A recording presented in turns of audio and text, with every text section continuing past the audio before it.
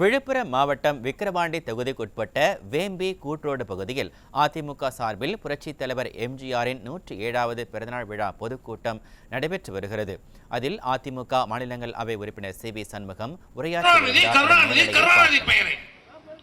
இப்படி கருணாநிதி பெயரை வைத்தால்தான் கருணாநிதி என்று ஒரு மனிதர் இந்த நாட்டிலே இருந்தார் என்பது தெரியப்படுத்த வேண்டிய கட்டாயத்திலே இன்றைக்கு இருக்கிறது. ஆனால் எம்ஜிஆர் என்ற அந்த எழுத்து இன்றைக்கு இறந்த இத்தனை ஆண்டு கால மக்கள் மனதிலே வாழ்ந்து கொண்டிருக்கிற ஒரே தலைவர், இந்தியாவிலே உலகத்திலே ஒரே தலைவர் எம்ஜிஆர் மட்டும்தான்.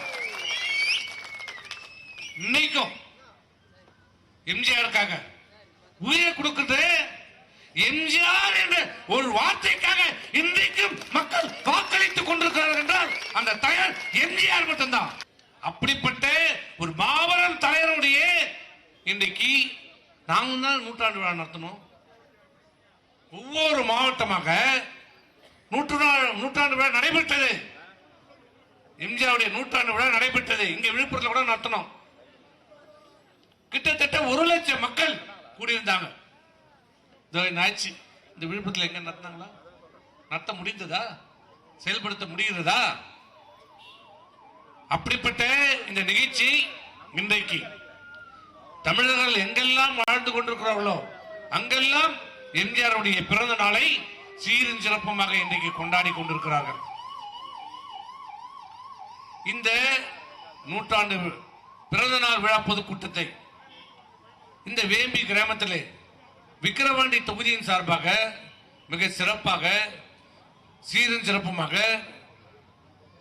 ஏற்பாடு செய்து இந்த கூட்டத்தை இங்கே நடத்தி கொண்டிருக்கின்ற விக்கிரவாண்டி ஒன்றிய கழக செயலாளர், வடக்கு ஒன்றிய செயலாளர் திரு எஸ்ஆலம் கே பன்னீர் அவர்களுக்கும் 21 வரை அந்த 1 பவுன் தாலிக்கு தங்கத்தை கொடுத்தமா இல்லையா?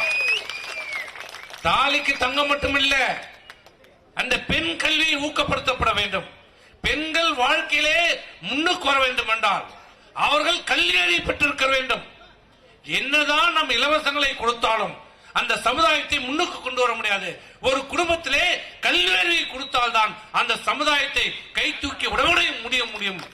அதிலும் குறிப்பாக யாருக்கு கல்வி கொடுத்தாலும் சரி, ஒரு குடும்பத்திலே ஒரு பெண் கல்வி பயின்றால், முன்னேறினால் அந்த குடும்பமே முன்னேறும். அந்த நல்ல நோக்கத்தில் தான் பெண் கல்வி ஊக்கப்படுத்தப்பட வேண்டும். பெண்கள் படித்து சமுதாயத்திலே பெரிய பதவிகளில் அந்தஸ்திலே வர வேண்டும் என்ற நல்ல நோக்கத்திலே அவர்கள் ஒரு பெண் என்ற காரணத்தால் அதை கொண்டு வந்தாங்க. படித்திருந்தால் 50,000 ரூபாய், தாலிக்கு 1 பவுன் 50,000 ரூபாய், பணம் 50,000 ரூபாய், 1 லட்சம் ரூபாய். யாரையா தருவோம்? இன்னைக்கு உங்க வீட்டுல கல்யாணம் ஆகிட்டு போனா வீட்டுக்கு தங்கச்சி அக்கா வருதுனாலே வீட்டுக்காரர் தம்பிக்கிற அண்ணங்காரன் நம்ம பின்வாசலே ஓடிடுவோம். எங்க பணம் கேட்க போகுது இன்று போயிடுவோம். ஆனா அம்மா சீர்வரிசையாக 1 பவுன் தங்கத்தையும் 50,000 ரூபாயும் கொடுத்தாங்க. இன்னைக்கு என்னாச்சு?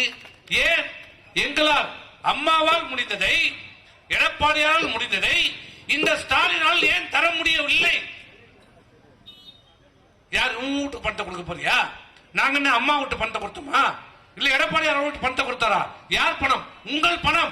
உங்களுடைய வரி பணத்தை உங்களுக்கு திட்டங்களாக திருப்பி கொடுத்த அரசு அம்மாவுடைய அரசு. ஏன் அந்த திட்டத்தை இந்த ஸ்டாலினால் நிறைவேற்ற முடியவில்லை, செயல்படுத்த முடியவில்லை? ஏன்னா பெண்களை பார்த்தாலே திமுகவுக்கு எப்பயுமே பிடிக்காது. பெண்கள் என்றாலே திமுக எதிரியாக பார்க்கிறது. தாலிக்கு தங்கம் நிறுத்தப்பட்டது. உங்களுடைய பிள்ளைகளுக்கு அம்மா மடிக்கணினி கொடுத்தாங்க. இந்திய உலகத்திலே மடிக்கணினி இல்லாமல் ஒரு சிறந்த மாணவன் உருவாக்கப்பட முடியாது என்பதை உணர்ந்த அம்மா. அதான்டா படிச்சவங்களுக்கும் இந்த ஸ்டாலினுக்குள்ள வித்தியாசம்.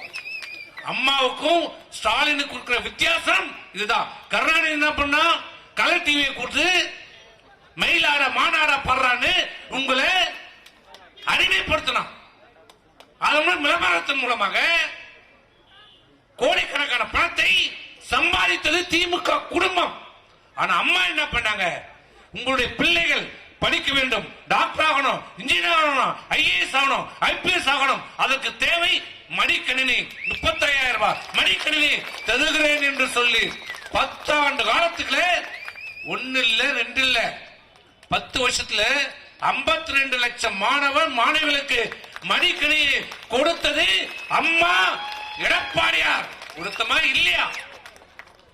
நீ என்ன பண்ண? நிறுத்திட்ட. நிறுத்தியாச்சு. இப்ப இல்ல. ஏன் இல்ல? எங்களால முடிஞ்சது இல்ல, ஏன் உண்டால முடியல? எங்களால் செயல்படுத்த முடியுது, உண்டால ஏன் செயல்படுத்த முடியல?